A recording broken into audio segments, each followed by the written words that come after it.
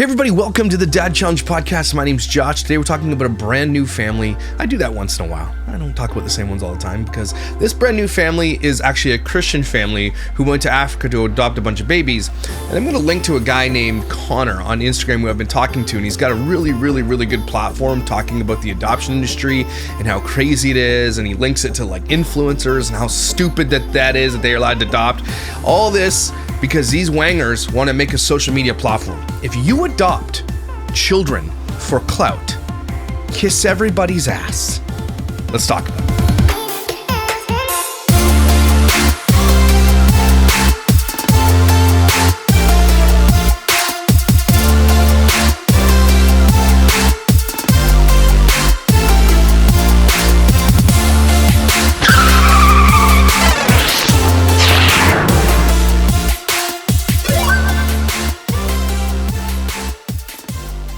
So we have to appreciate and disappreciate Micah Stafer for bringing this exact thing to light. Now, Micah Stafer is literally the reason I'm here today. My channel went viral because I talked about Micah Stafer when that whole thing went down. I had a podcast with a bunch of dads. A bunch of us were actually adopted dads. And the Micah story happened, right? Micah Stafer story happened. And then I just went on YouTube and started talking about it. And then here we are. And it was during COVID. And so I got lucky. And so Micah Stafer's situation pissed me off. And I think the rage helped people connect because we all felt the same way about what she did. And if you don't know anything about Micah Stafer, welcome to the internet.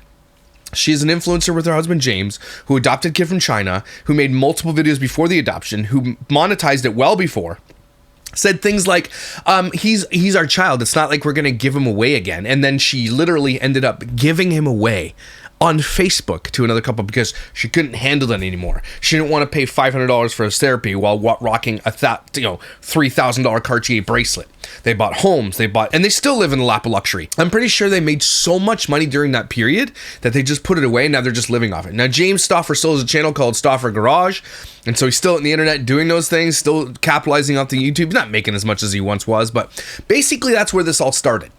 Then we started talking about people like Not Enough Nelsons, Doherty Dozen, Crazy Pieces, Crazy Middles. I'm not sure if the Squirrel Squad, whatever the hell they're named in Australia, what are they called? Just Nuts of Glory. I don't know what the Norris Nuts. I'm not sure if they adopt, but there are so many families out there who adopt for clout. They want big families because big families is big bucks. Not as much anymore, but it was at one time. The bigger family you had on YouTube, the more money you got paid, the more views. Like Not Enough Nelsons is a perfect example of making millions and millions and millions of dollars off the adoption of kids. Crazy Pieces, Crazy Middles, telling the whole world their stories, not allowing those kids to have anonymity if they really want it. Here's the thing about adopted kids. Sometimes it's why you don't hear me talk about one of my adopted kids. Okay? It's because they don't want me to talk about them. They don't want their life out there on the internet. Okay? Tyson doesn't matter. Tyson works for me. You guys know. It's like you guys know Tyson, right? But I want to honor that. Right? They're living their lives and they want to do what they want to do. But if you tell the whole world that these kids are adopted and tell their whole stories for everyone and you monetize it and make millions of dollars off it, the thing that pisses me off the most about that is that what if those kids don't want those stories out there?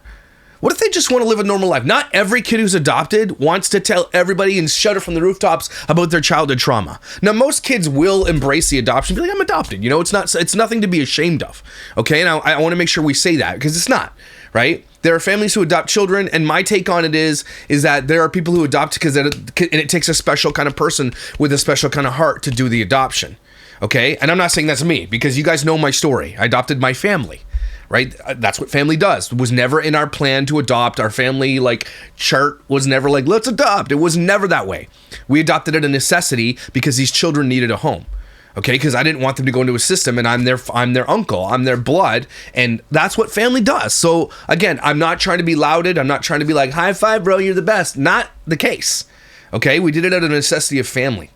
But there are people that I've known in my life, especially going to church and stuff like that they were made for adoption, okay, and fostering, and it takes a special heart. And the people who do it are the ones who are not looking for the accolades, the ones who do it right. They're not looking for high fives and accolades and they're doing it out of the kindness of heart. That is true. And all adoption is traumatic no matter what. And we're going to look at Connor's stuff in a second here. He has a different take And I've been watching his content, and it's coming out, and it's coming across, and it's making me think, just like I'm trying to get you to do here, but child exploitation.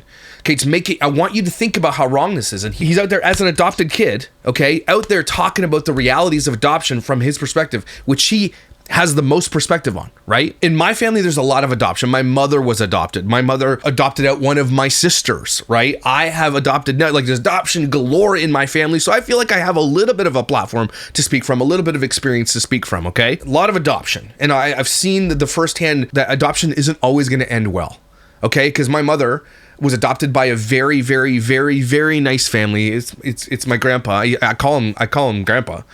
Grampy. His name is Grampy. His name was Grampy and Grammy, right? They are my grandmother and they are my Grampy and Grammy. As far as I'm aware, I don't really know my bio Grammy and Grampy. I know that I have pictures. I've seen it. I think I've met them when I was little, but I don't consider them my grandparents. I consider Grammy and Grampy Barbour my grandparents, and they adopted my mom, and they're the sweetest couple in the entire world. And they lived in a normal street in a normal life. My mom grew up very normal,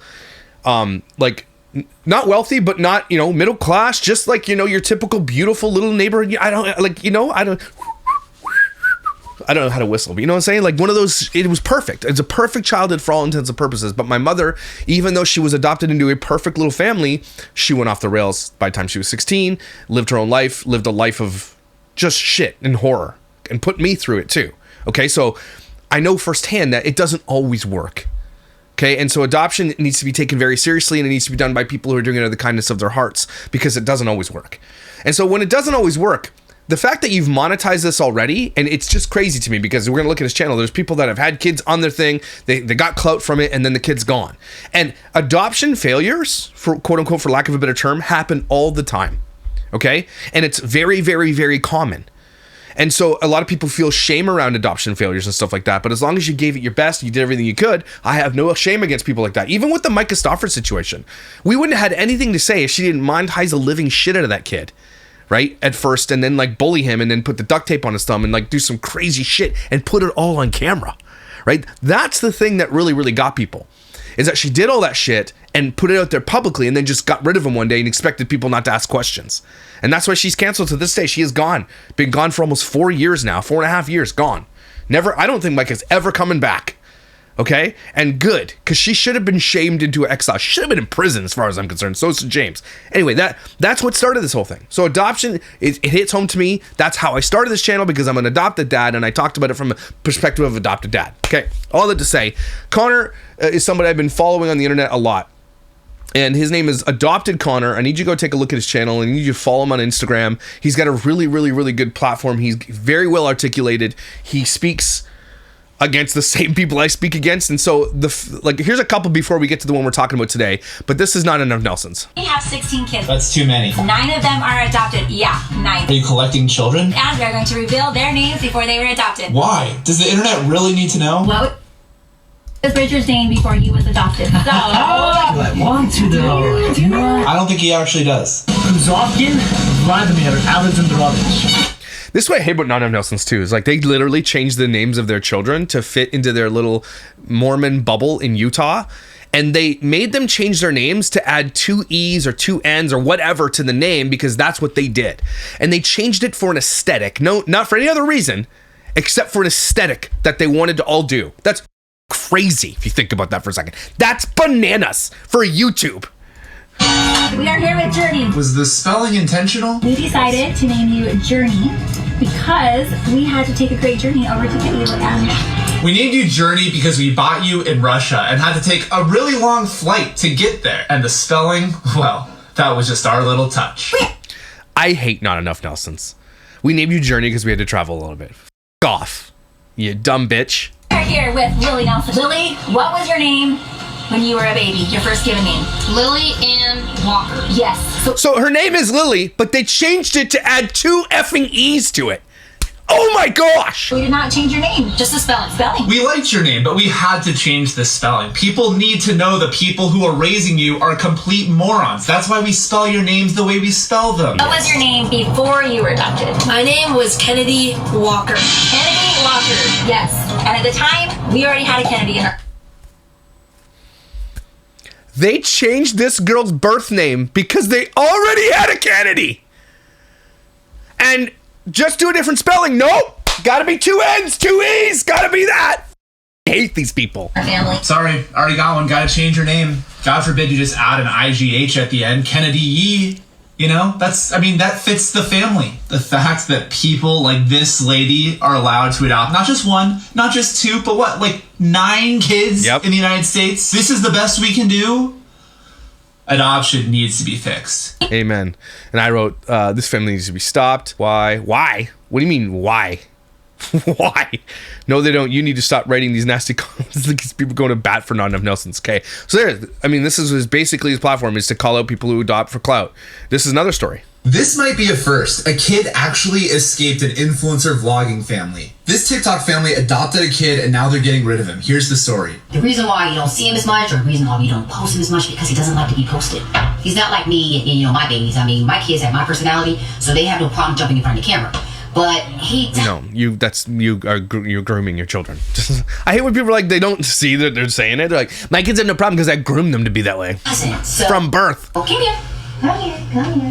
Come here. Yeah, that's gross for calling him like a pet. This is Tyon. You know, he only comes in the camera when Dad forces him to wave. Like, off. He doesn't want to be on camera. So what do? You bring him on camera.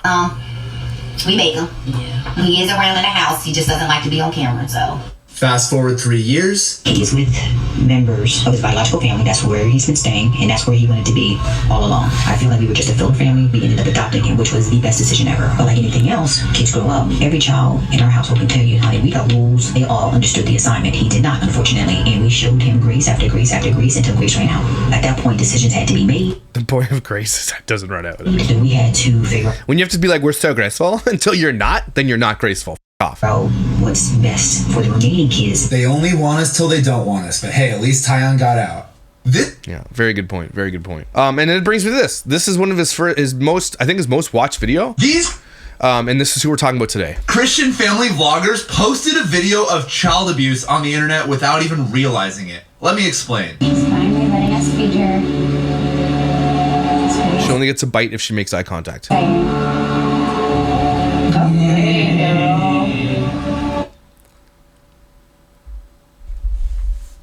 You.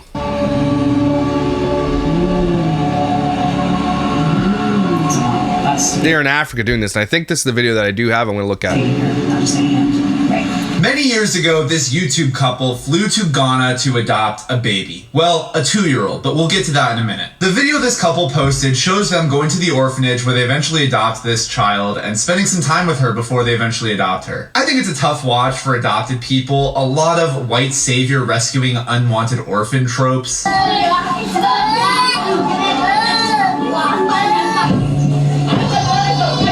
We're going to watch this video, and I partially watched it. It is actually heartbreaking.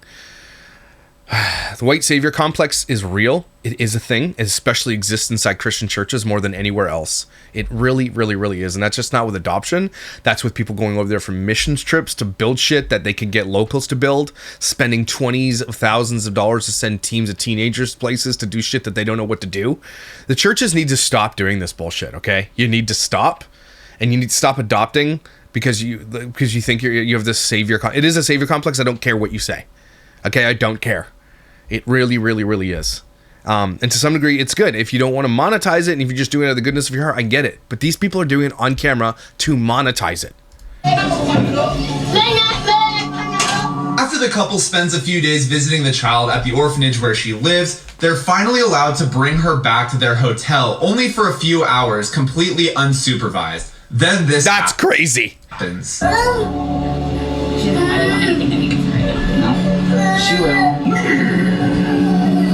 Why are you not wearing a shirt? Oh, we're gonna watch it. She's finally letting us feed her. It's pretty exciting.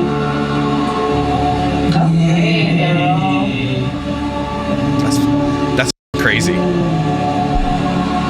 They still have this on their channel. It's one of the most watched videos on their channel. Us to be feeding her, not just any hand.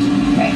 The The problem with this, of course, is that starving a 2-year-old for 4 hours because she won't make eye contact with you is child abuse. When people adopt children, they very often ignore the fact that adopted people exist prior to our adoptions, which is why you see this couple treating a 2-year-old like one would treat an infant. Most 2-year-olds are not going to make consistent eye contact while they're eating, and that's Especially with white strangers. Of course they're not. They're strangers. especially true when they're being stared at by 2 foreigners holding a camera. One can only wonder whether these people would have even been allowed to adopt this girl had they posted this video 8 years ago when they originally filmed it. And honestly, there's so much more I could say about this family, so if you're interested in my thoughts, make sure you leave a comment below and subscribe to my YouTube channel, and maybe I'll make a video about it. You should make a whole video. I hope he did.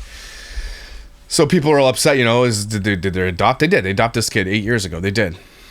And people are upset. This is his most watched video, 37,000 likes, hundreds and hundreds of thousands of comments. So that's got people up in arms. And so I said, okay, I reached out to Connor. We're gonna, hopefully we do a video together eventually. But this is, I'm going to get into that video in a second, but this is the first one that kind of came to me when I downloaded. So these are Christians, okay? And they're the type of, I'm trying to explain this to you. How do I explain this to you? They're the type of Christians that are like, the smelly ones. Does that make any sense to you? Like, you can smell them for the screen. Like, she's got dreadlocks that are dirty. He's unkempt. They're like, I don't know how to explain it, but they're like the Christians who are like against the mainstream Christian ideals, which is okay, but they come across as like icky. That's it. They just come across as icky, and they want attention inside the church. They're just looking for attention. They did all this to grow their channel, which we can take a look at here. I should have done that first. Just right here. It's called Kaylee Wilson. Welcome. Not the Wilsons. The miracle.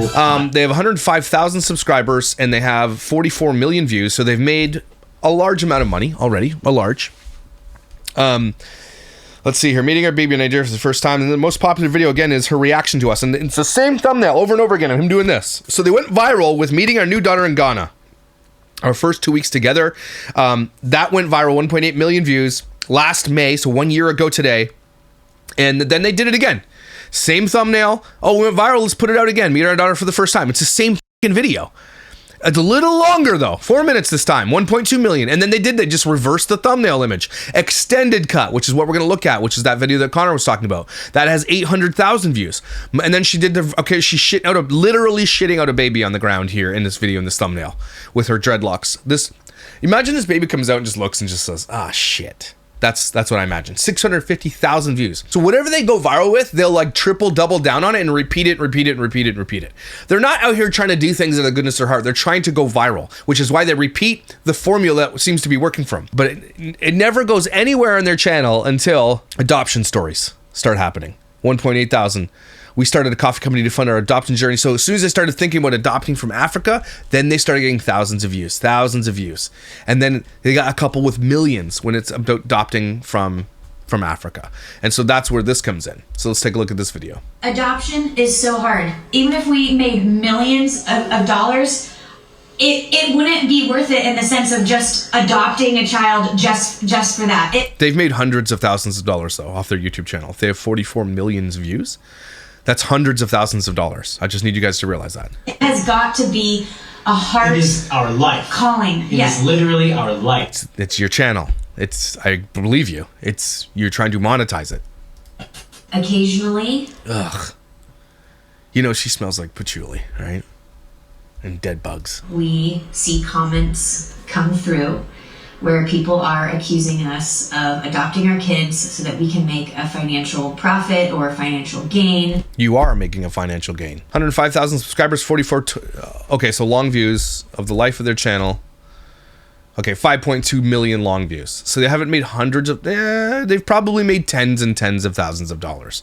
5.2 million long views over the life of their channel, tens of thousands. Okay? But if you look at this curve from May 27th, 2024, which is last year, boom. These are where the views happen. And that's the path that they're riding right now. They found that video like this one with the guy, and he keeps doing this. Keeps putting out and they keep adopting from there because it's going to make them money, and it does make them money. Okay, look at the subscriber jump from the time they started adopting. Boom! Explosion of subscribers. Views and subscribers jumped at the same time. So not hundreds of thousands. I will correct myself. Tens of thousands. 5.2 million long views is likely, I want to say 125,000, depending how long. Maybe not even that much because their long views aren't over 10 minutes. So maybe tens of thousands. But not, they're not making that kind of bank yet, but they're trying to, is what I'm saying. By posting videos of them on YouTube. And even if it's not about the money, and it is, but even if the money isn't big yet, okay, those kids can't give informed consent to what you're doing. You're taking them from their culture that they are literally born into. And I think that's honestly, I think that's wrong. I think that's wrong. I'm sorry, it is. When you go into adoption or fostering, even here in Canada, if you foster or adopt a child that has anything close to Indigenous ancestry or whatever the case may be, you are required by the Crown, the law, to make sure that they are connected to their roots at all times forever. Okay, it's so important. Because they understand the importance of doing it. Now, you might not agree with it because you think that that's where the trauma comes from and everything else, but it doesn't matter what you agree with. I think it's super traumatic. I think that we haven't studied the depth of what it does to a human yet, and I think we're going to find out it's really bad. Same thing comes when you pull a kid from a culture where they've never heard your language ever before, pulling them into a Western culture just because, is that why you have braids? Because you think that she has braids, she's African. No. If you want to do that, if you want to live that life, go there and do it. Immerse yourself in their culture and stay there. Okay, don't pull that kid out, bring him over here so that it's added trauma and then film it for the internet to have it forever and you make money off of it. Because it's the only reason you do this. Okay? Your white savior complex, you're trying to make money off it, and you think that you're encouraging others to do it. Don't encourage others to do this. I honestly believe with Connor, you shouldn't do this. If you so badly want a child from another culture, go to that culture, live there. It's not like we have all this money and we're buying mansions, cars, and name brand clothes or haircuts. What is this? What's going on here? We know. We can tell that you thrift from the garbage. She goes to the thrift store garbage bins. That's where she gets her clothes. It's the ones that the thrift store won't even sell. The little amount of money that we are getting is going to allow us to be, as a family, living in Nigeria for the whole process. I don't care if it funds it. It's not your kid's responsibility to fund your overseas adoption journeys, and that's exactly what's happening. That's what you're telling us. With the little that we do film, you film it. It doesn't matter. It's not their responsibility to fund your adoption journey to basically buy other children from other countries. So no, I don't accept that. If you have so many kids from Nigeria and everything else, so you want these kids, go there and live there. You can probably live in the lap of luxury with the amount of money you make over there. Just take your white kids that you've already had, go over there, immerse them in that culture. Go do that. Re-traumatizing our child, because instead of going there, meeting child, getting custody, and then coming back to the States so that we can keep working our 9-to-5s, we're able to stay there. I really want you to understand the emotional turmoil, physical turmoil. I mean, our daughter was language deprived in Nigeria, that we would bring her into our family just to make a few bucks off of YouTube. Guys, yes, lots of people do it, to work other jobs. So we have a graphic design job, and of course they do. James recently quit working at a grocery store. People just accuse us of just having So he doesn't have a job because YouTube became his job. Is that what you're telling us? all this money and exploiting our kids. You are exploiting them. Who cares if you don't make any money? I don't care. I mean, I do. But in this case, it doesn't matter. If your kids are literally the center of your content, and that's your most viral videos of your kids and their adoption stories and everything else, that is exploitation. Regardless of, I don't care if you don't make any money, you're still doing it. And that's even worse because you're not doing it for any money. You weirdos. I can even understand poor people are like, hey, there's the only way to make money. I can understand it. I hate it, but I can understand, right? You have no other options. I get it. I wouldn't prefer OnlyFans either, but I'm just saying, I get it. But when you're like, hey, we're just going to do this because we want the white savior complex, I think you're way worse off. He was working as a cashier at a grocery store. Suck boy. Working. He's no longer working there. Did he get fired, or did YouTube take over and make enough money on YouTube? And why don't you guys brush your teeth ever? That'd be cool if you did. Stocking shelves. If you guys saw everything and understood. Okay, so But you just said he doesn't work there anymore. So what does that mean? Now it's YouTube? What are you trying to say? Like, they're avoiding that on purpose. Everything and how hard it has been and how beautiful it's been. Oh, and by the way, they did this video probably in response to Connor's very viral Instagram. People would stop accusing us of this. It is so hard. It's emotionally draining. It's emotionally taxing. Don't do it then. It's What do you think it is for the kids? It's so emotionally taxing on us. We have to go live in Nigeria for 3 or 4 months at a time while we buy children from there. Off then. Don't do it. Just don't. You don't have to do it. You have enough kids. Stop. It's beautiful. But it's beautiful and it's So worth beautiful. it. Our videos show a side of love that not many people get to see. You know what you should do is shower. That'd be cool. And that's what we want to show in our videos. We want, even though it's hard, even though there are times when it's like, God, what do we do now? It's beautiful. We hope that our videos encourage other families to consider adoption because there's a huge orphan crisis. And so when people see us adopting from Ghana, they get interested in maybe adopting from Ghana. Maybe you shouldn't do that, though. That's what Connor's saying. That's what I'm saying. Don't encourage other people to take kids from different countries. If you want to go and have Ghanaian children, I don't know if that's how you pronounce it or whatever, go there and live there. If it's so on your heart to do those things, to be such a person, like, it sounds like you guys should go start an orphanage in Ghana. That's what it sounds like. I had a friend growing up, and we used to go to concerts and stuff, and she was really cool. And literally has dedicated her entire life to doing exactly that. Just going to work with babies in like third world countries, and it has been her entire life and mission. And she seems to be one of the most happy people I've ever seen in my life. Just dedicating her life to children in other countries. Moved there, learned their languages, and did the things for them.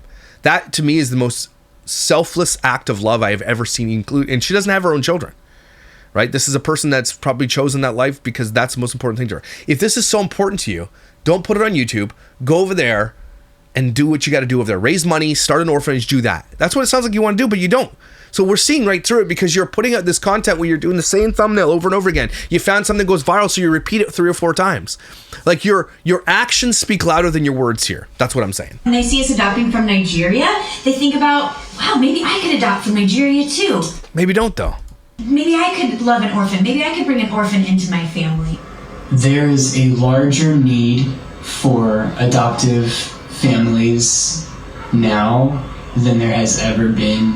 We see this child that God has put. Also, like, if you're poor, like they're saying they are, maybe don't adopt kids or have 7 kids. If you don't have any money, don't have 7 kids or however many they have. You have too many kids if you don't have enough money. If you don't have enough money to literally, if you have to go to the emergency room or you have to pay a high amount of insurance, if you don't have money to like give them a life, then don't do it either. I mean, that's just as bad. You're bringing them a life of poverty? Sounds cool. Our family, and we just rise to meet that need. We're not looking at a picture and being like, ooh, yeah, we'll make a lot of money from making videos. No, that's not. Well, yeah, I don't believe you. Yeah, that's exactly what you're trying. You're trying to. If it's not money, then it's the accolades, which again, arguably worse. That's not our focus at all. Our focus is this child doesn't have a home or a family, and they need one. Biological, adoptive, it doesn't matter. They're our child.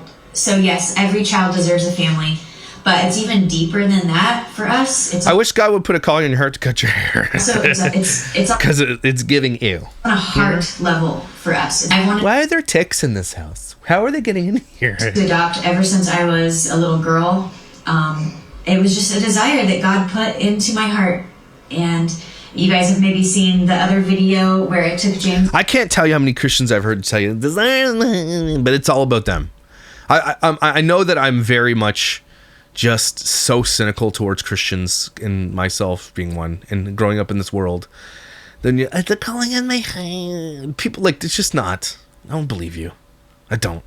When you put it out there for content, you have multiple viral videos of the same thing, same thumbnails, same thing you're doing. It's sorry. And you dress like that. Sorry. A little bit longer to come around. He'd never considered adoption. Eventually, God changed his heart. So yeah. Sounds like you changed his mind.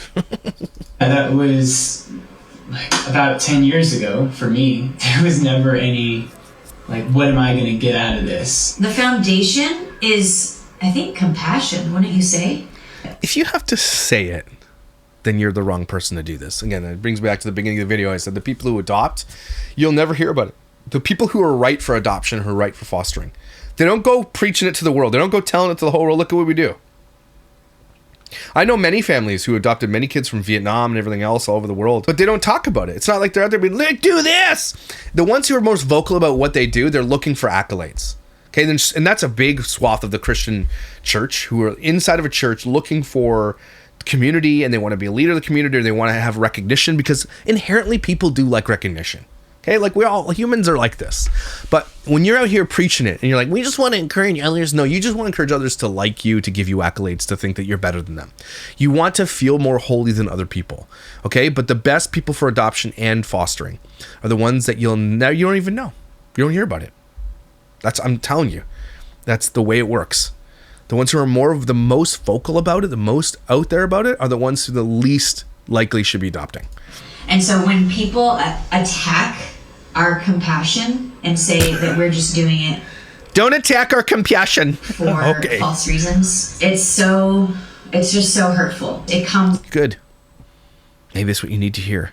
Have you ever given any thought, Christians, that God is using Connor, someone like Connor, to go viral, to give you guys maybe take a look inside at your hearts? They never crosses Christians' minds ever when they're being outed by people, ever.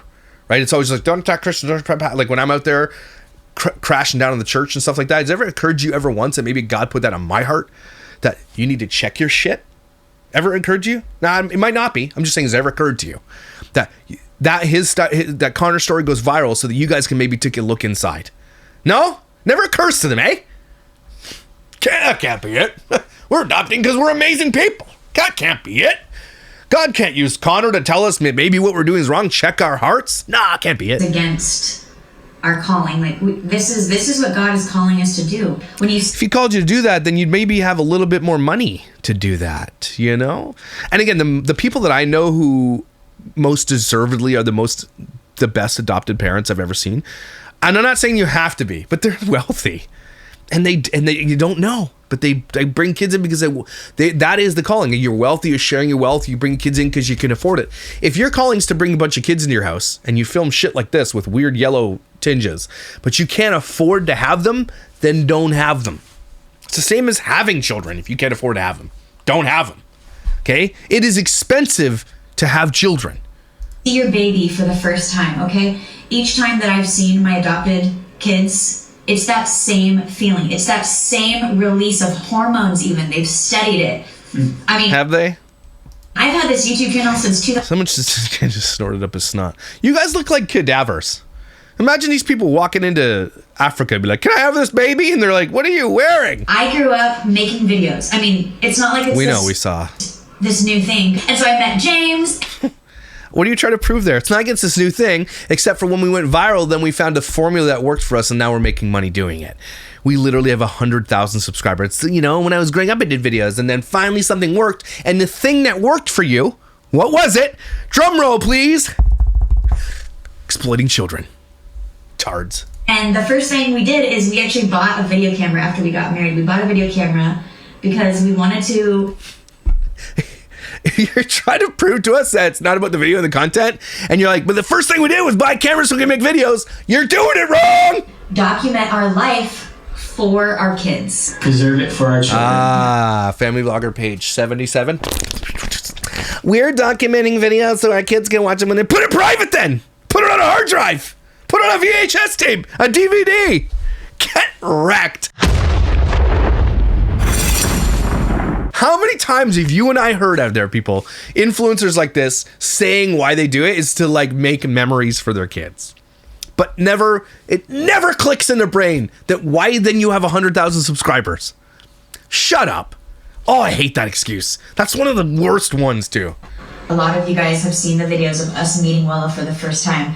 We never filmed it with the intention of sharing it publicly.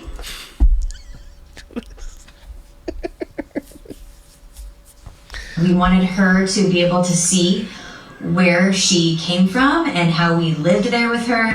And she couldn't do that with just leaving it on a hard drive on a computer? Like, look at your logic. And the only way she could do that is if her video goes viral on YouTube. Hey, like, stop. Okay? You're not convincing anybody, that lame excuse. Nobody believes you. Well, some people probably do. Some dumbasses. We showed it to like all of our family, and multiple people said, you need to share this. Why? Why do you need to share it? Because to raise awareness. This is impactful. This is touching. This shows a side that not many people get to see.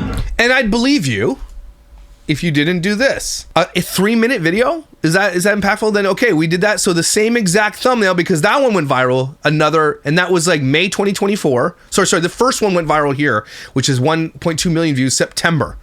And then well over a few months later, October, November, December, January, February, March, April, May. 8 and 9 months later, you did it again because you wanted to go viral again, right? Actually, no, you did September, then you did January, which didn't get as big as viral. So you went back to the thumbnail and did I'm telling you, the sausage is made right now. Everybody listen to me. Okay. They went viral. They wanted to go viral.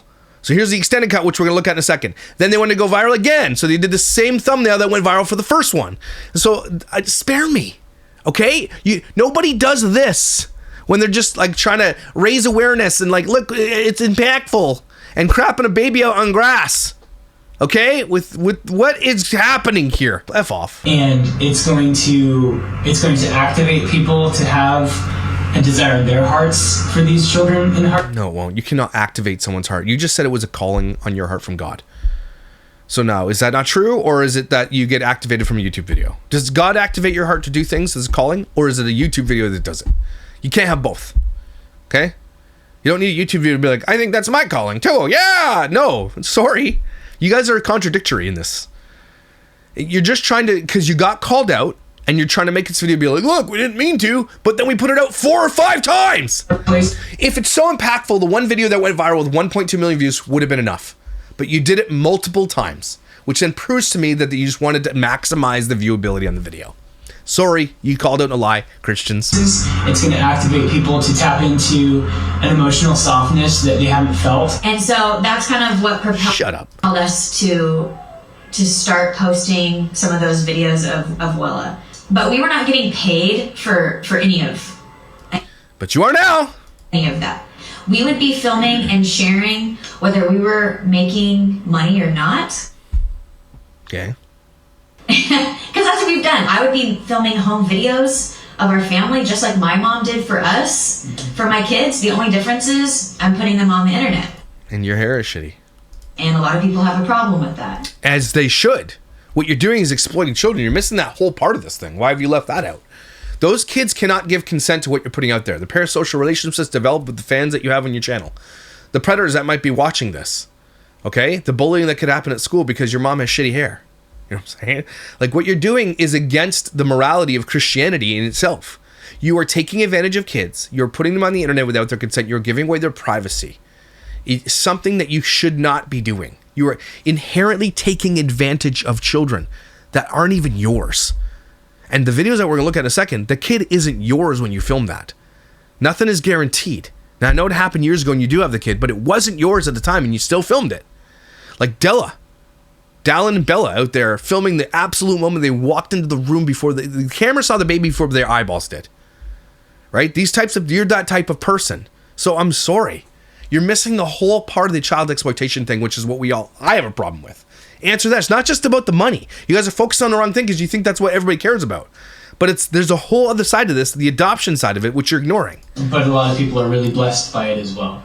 Right. The majority of people are blessed by it. People have watched our family and they say there's a look at all our accolades. Comment. There you go, everybody. One of them with the white savior complex. They literally screenshotted them, highlighted them to put them in their video. Of a gal, and she said, we went to church for the first time because you made me curious about God. Like James said, there's been multiple comments of just elderly men just saying, this is beautiful, I haven't cried. You don't see elderly men are watching your daughter on camera. Sorry. Like this in years. I see that differently than you do. Here's other people saying there's still good in the world. This makes me feel hope. Other people even saying, wow, this actually makes me want to adopt. Only. That's a YouTube comment section, butt crack. one person adopted a child from watching our videos, just one person, that would be worth it. Did they? Because I'm sure you'd show the receipt if it happened. Come on, guys. One orphan at a time. Let's do this. One dreadlock at a time. Okay, so here's the extended cut. I'm going to just breeze through this quickly. So this is like 10 years ago, I think, they adopted this kid. Going to meet our daughter for the first time. And so this video we're looking at, this is the extended cut that they put out a year ago this month. A year ago right now, basically. And again, they kept reusing it.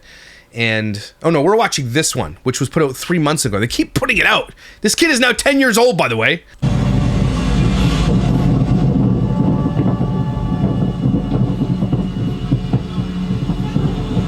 Great camera work.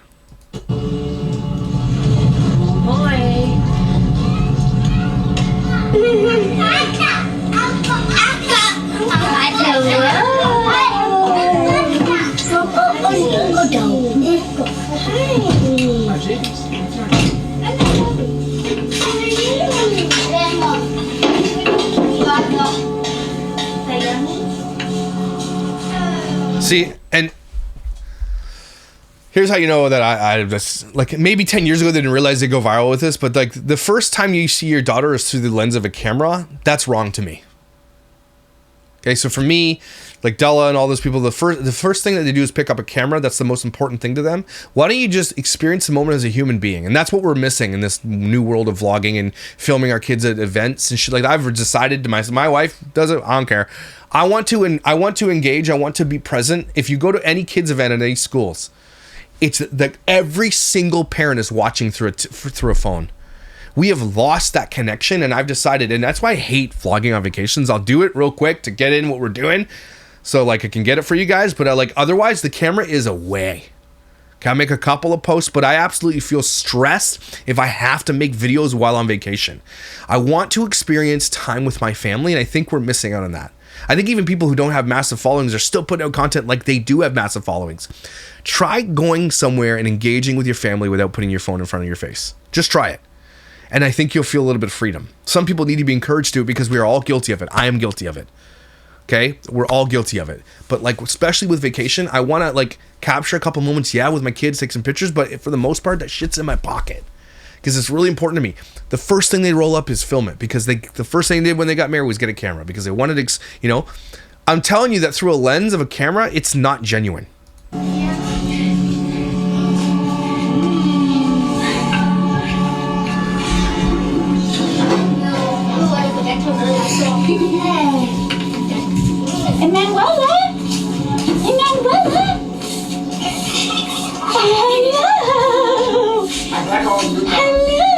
Anyway, I'm gonna fast forward to the.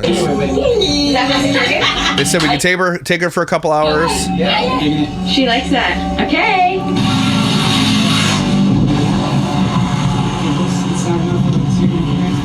It just gives me. I just don't like the vibes of this. It's bothering me. It's breaking my heart, actually.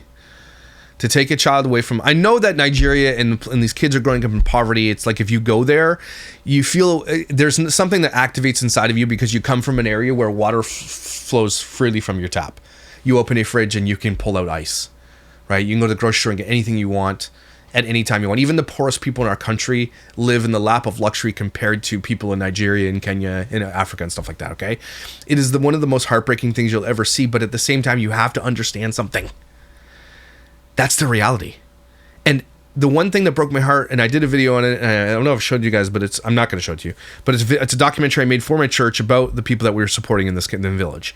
And I got to spend a morning with one of these families, and it changed my heart about this whole thing, about they don't want you to feel sorry for them.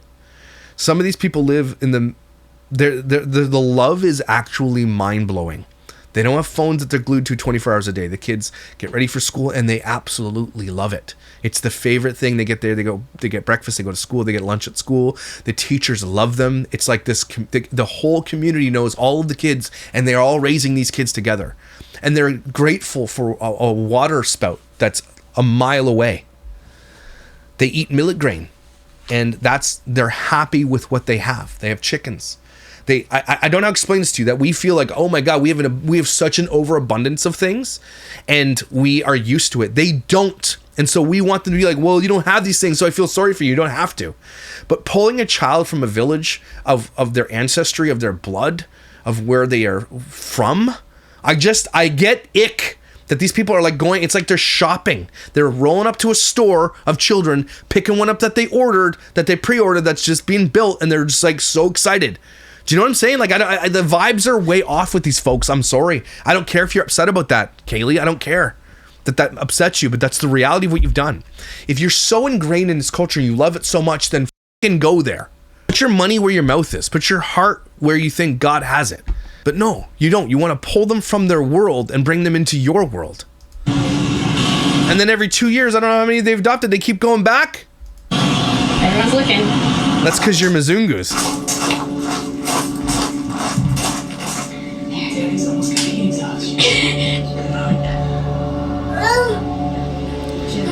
Oh, that's so sad. This is so heartbreaking, guys. It's so heartbreaking. She will. She's with strangers. Why do you have your shirt off? This part's crazy. We don't know she's in physical pain. And so, oh my gosh, this is so gross.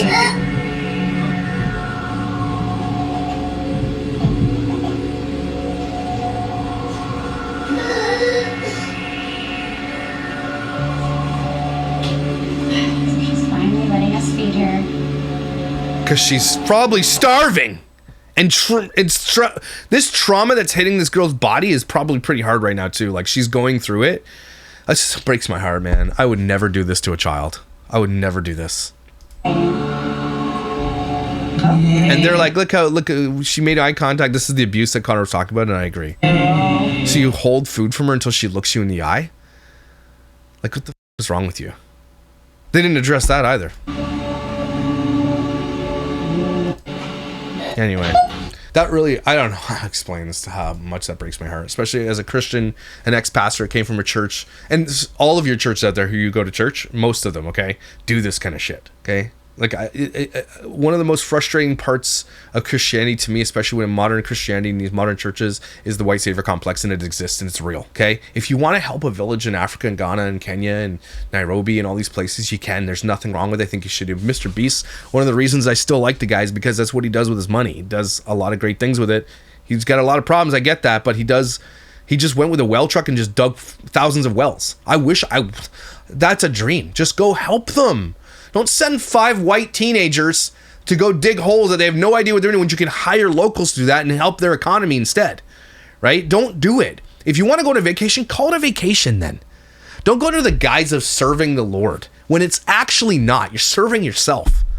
Same thing when it comes to this type of adoption. You're serving yourself. And these people get really offended when you say it. And I'm like, well, you got to wake up to it. There's other things we can do, especially churches and Christians. There's so many things you can do. There's so much wealth in our countries that the churches alone, if they all got together and actually did something with the majority of the wealth, the waste that churches have, okay? If they just got together, and you'd solve the problem in Africa, you would solve it. But you're not, because the churches put 1, 2, 3, maybe 10% of their massive amounts of earnings into doing something like this. And what they do is they go, in my case, is they built a school, which I think is amazing. Okay. The one guy that I know, uber wealthy, basically got uber wealthy, so all he could do is build water treatment centers and dig wells in Africa. That's what he did. That's what his job was. And he did that and still does it. And doesn't he just does it because that's a person that's called to do it. Okay? But I can't get over this. It's the white savior complex. These people don't even see it, and then they monetized it. And then they're trying to tell you, no, we didn't mean to, but then they did mean to when they purposely make thumbnails and repurpose content that goes viral time and time again. That's all you care about is the numbers. And then when you did a video, hey, celebrating hitting 100,000 subscribers, that just shows to me that you care about your subscribers. And so don't sit here and be like, we didn't even mean it, we didn't want it, we don't care about the screen. When you do, you're lying. You're literally Christians telling people that you're Christians and you're lying on camera. So spare me. And thanks, Connor, for videos that inspired me to do that. I hope to have him on the show talk about this because it's a big deal in this family vlogging industry, adoption. And I firmly believe that there needs to be change and that influencers should not be able to adopt. I firmly believe that. I firmly believe that if what you do for a living is put your life on camera, that you are ineligible to have fostering or adopted kids in your home. That needs to change completely. So everybody take a deep breath. Buttholes abound, don't they? These people. We're like so good and stuff and dreads. Purple dreads. And bugs. There's bugs in my hair.